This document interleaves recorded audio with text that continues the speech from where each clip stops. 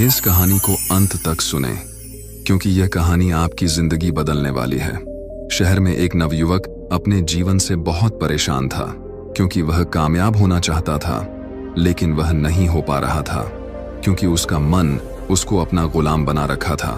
उसके मन में हमेशा 1000 विचार चलते रहते थे और जब भी वह पढ़ने बैठता तो उसके मन में अनावश्यक विचार आ जाते थे।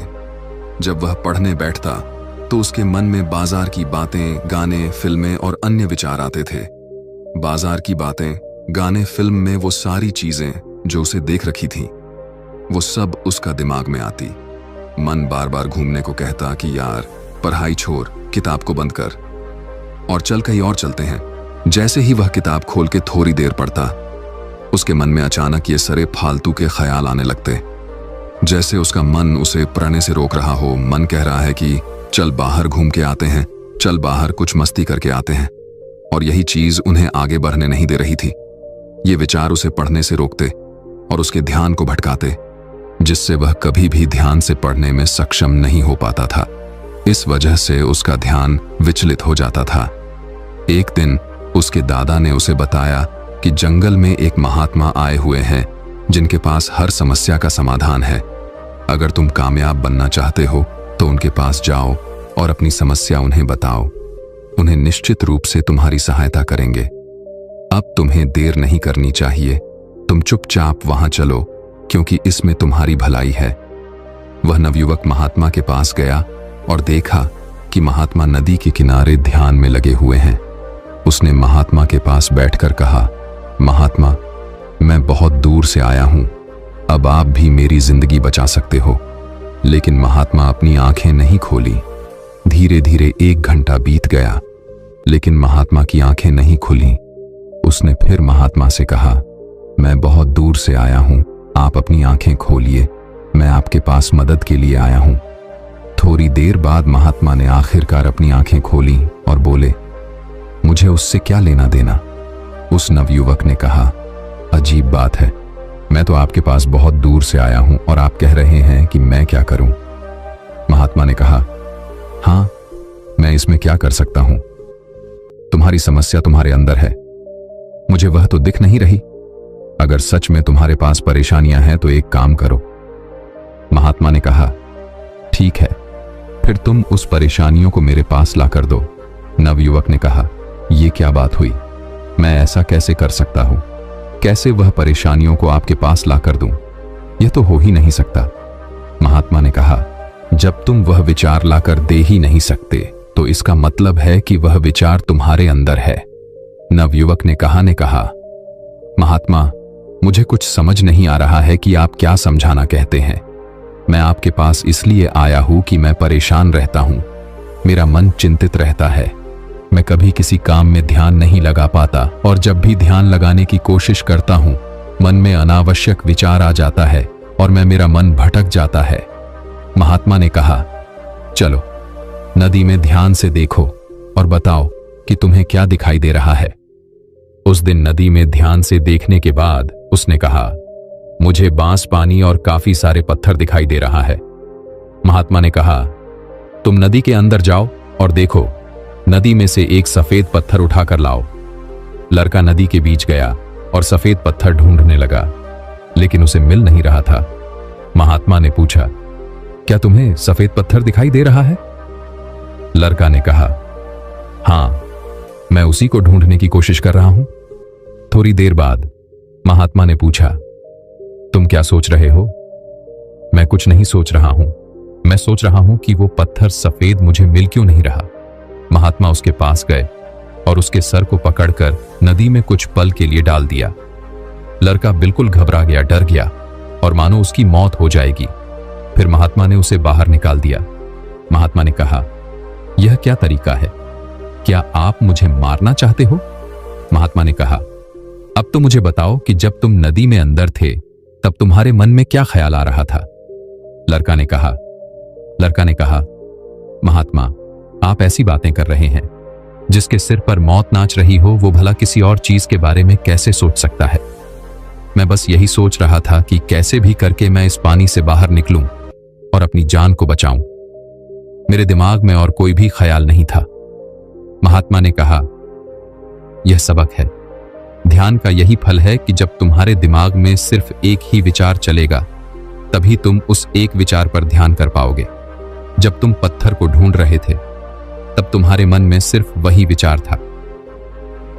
आसपास की चीजों के बारे में भी तो सोच रहे थे, इसलिए तुम्हें पत्थर नहीं मिल रहा था।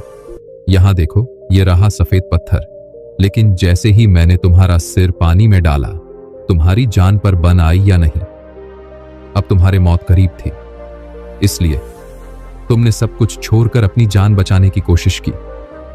कैसे भी करके मेरी जान बच जाए। उस समय तुम्हारे दिमाग में अपनी जान बचाने के अलावा और कोई भी ख्याल नहीं था। यही ध्यान है, यानी एकाग्रता। मतलब सिर्फ एक समय पर एक चीज के बारे में सोचना। देखो, हमारा दिमाग सिर्फ एक समय में एक काम के लिए ही बना है। हमारा दिमाग एक समय में दो काम सही से नहीं कर सकता है।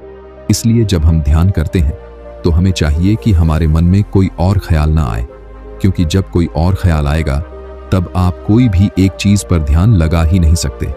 यही चीज पढ़ाई के साथ भी होता है। इसलिए मन को एकाग्र करना जरूरी है। कुछ चीजें हैं जिंदगी को बर्बाद कर देती हैं, लेकिन अगर आप स्टूडेंट हो तो आपको अपने काम पर फोकस करना चाहिए। तभी आप जिंदगी में कामयाब हो पाओगे। इतना सुनकर वह लड़का समझ गया कि जिंदगी में कामयाब होने के लिए फोकस का होना जरूरी है। जब हम एक लक्ष्य के साथ काम पर फोकस करते हैं तो हम कामयाब होते हैं। फिर उसने महात्मा से पूछा, महात्मा, आप मुझे ये बताइए कि मैं कामयाब होने के लिए वह कौन नियम अपनाऊं जो मेरी जिंदगी में काफी मददगार साबित हो। तब महात्मा ने कहा, जिंदगी में एक बात हमेशा याद रखना, तुम खुद को बनाते हो। मतलब तुम जो कुछ भी करते हो, जो कुछ भी देखते हो, जो कुछ भी सीखते हो, जहां भी जाते हो, हर वो चीज तुम्हें सबक सिखाती है। और तुम जैसे माहौल में रहते हो वैसे तुम बन जाते हो। हम अपनी भविष्य का खुद निर्माण करते हैं। जिंदगी में सफल होना आसान नहीं है। जब इंसान सफलता के रास्ते पर चलता है तो उसके रास्ते में बहुत सारी रुकावटें भी आती हैं, और कुछ रुकावटें इंसान खुद बनाता है। इसलिए कुछ गलतियां ऐसी होती हैं जो गलतियां तुम्हें नहीं करनी चाहिए, और कुछ काम ऐसे हैं जो इंसान को नहीं चाहिए। आओ इस बारे में मैं तुम्हें बताता हूं, जिसमें सबसे पहला नंबर 1 है, एक लक्ष्य को निर्धारित करो। ये बात सही है, जिस इंसान के जीवन में एक लक्ष्य नहीं, वो अपने जीवन में कभी आगे बढ़ ही नहीं सकता। ये ठीक वैसे ही है जैसे मैं तुम्हें कहूं कि तुम मार्ग में आगे चलो, लेकिन तुम्हें यह नहीं बताऊं तुम्हें कहां तो आगे चलना है। तुम खुद ही सोच के देखो, तुम कहां तक आगे चलोगे। तुम चलते चलते थक जाओगे, क्योंकि जब तुम्हें मंजिल नहीं पता तो तुम भला कहां पहुंचने की कोशिश करोगे। और तुम अपने दिमाग को क्या बताओगे कि तुम कहां जा रहे हो और तुम्हारी मंजिल क्या है। इसीलिए मंजिल यानी एक लक्ष्य का होना जरूरी है। जब तुम्हारे पास लक्ष्य होता है तो तुम आगे बढ़ने के लिए प्रेरित होते हो, और तुम थकते भी नहीं हो, और तुम हर दिन धीरे धीरे आगे बढ़ते रहते हो। इसीलिए एक लक्ष्य जरूरी है जिसमें तुम दिन रात काम कर सको, वो लक्ष्य जो तुम्हें आगे बढ़ाने के लिए मजबूर कर दें। इसलिए खुद से सवाल करो कि तुम किस लिए पढ़ना चाहते हो, तुम किस लिए आगे बढ़ना चाहते हो, क्योंकि जिंदगी भी यही चीज तुम्हें कामयाब बनाएगी। नंबर 2, समय की अहमियत को समझो। ये बात सही है, जो लोग जीवन में समय की महत्वता को नहीं समझते, समय कभी भी उनके हक को नहीं समझता। इसलिए समय की कद्र करना सीखो। फालतू के कामों में, फालतू की बातों में, फालतू की उन चीजों में समय को कभी बर्बाद मत करो जिनसे तुम्हें कुछ भी हासिल नहीं होगा। अपने लक्ष्य को मेहनत से लगाओ, अपने लक्ष्य को अपने आप को कामयाब बनाने में लगाओ, और अपने लक्ष्य को उन चीजों में लगाओ जो तुम्हें आगे ले जाएं। फालतू की वो लोग जो हमेशा रास्ते के रुकावट बनाते हैं, जो हमें गलत रास्ते पर लेकर जाते हैं, उन लोगों से दूर रहो, तभी तुम्हारी भलाई है। नंबर 3, सवेरे उठने की आदत डालो। रोज सुबह जल्दी उठने का नियम बनाएं। ऐसा इसीलिए क्योंकि सुबह के वातावरण में गजब की ऊर्जा होती है। साथ ही उस समय दिमाग पूरी तरह से फ्रेश होता है, जिस कारण उस समय की गई पढ़ाई हमेशा याद रहती है। इतना ही नहीं, इस समय पढ़ते समय कठिन से कठिन सवालों को भी आसानी से हल किया जा सकता है। सुबह जल्दी उठने के लिए रात को समय पर सोना भी जरूरी है। साथ ही शारीरिक और मानसिक स्वास्थ्य को बनाए रखने के लिए 7-8 घंटे की नींद आवश्यक है। ये सब बात सही है। ब्रह्म मुहूर्त का समय तुम्हारे दिमाग के लिए सबसे अच्छा समय होता है, क्योंकि इस मुहूर्त में माहौल बिल्कुल शांत होता है। तुम सुबह उठकर ध्यान क्रिया करके पढ़ाई कर सकते हो। तुम देखोगे कि तुम जो भी पढ़ोगे वो तुम्हें याद रहेगा और वो जीवन भर तुम उसे कभी नहीं भूलोगे। इसीलिए ब्रह्म मुहूर्त वरदान है। 4. अच्छी सोच रखें और खुद को प्रेरित करें। हमेशा अपनी सोच अच्छी रखें और खुद को आगे बढ़ाने के लिए प्रेरित करते रहें। अच्छी सोच से मन में सकारात्मक ऊर्जा बढ़ती है, जो विद्यार्थी जीवन में बहुत जरूरी है। वहीं दूसरी ओर अगर कोई काम करने में कठिनाई महसूस हो रही है तो ऐसे में बिल्कुल भी निराश नहीं होना चाहिए। ऐसे वक्त में जरूरत होती है खुद को प्रेरित करने की। खुद को प्रेरित करें कि कोई भी काम असंभव नहीं है और उस कार्य को करने का प्रयास करें। चूंकि हर स्थिति में सकारात्मक सोच रखना भी मुमकिन नहीं है, इसलिए ऐसी स्थिति जब दिमाग केंद्रित न हो और मन में नकारात्मक विचार आने लगे तो अपने माता पिता और अभिभावक से सलाह जरूर ले लेनी चाहिए। हमेशा प्रसन्न रहें। विद्यार्थी जीवन में हमेशा खुश रहने का प्रयास करें। खुश रहने से आप न केवल अच्छी तरह से स्टडी कर पाएंगे, बल्कि दूसरों के साथ आपके संबंध भी अच्छे बने रहेंगे। दरअसल जो भी लोग हमेशा मुंह लटकाए रहते हैं, उनसे कोई भी बात नहीं करना चाहता है। वहीं एक मुस्कान के साथ अगर आप दूसरों से मिलते हैं तो उन पर इसका सकारात्मक असर पड़ता है।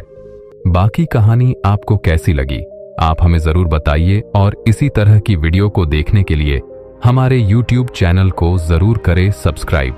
अगर आपका किसी भी तरह का सवाल है तो आप वो भी हमसे पूछ सकते हैं। तब तक हम आपसे मिलते हैं ऐसे वीडियो के साथ अगले दिन। धन्यवाद।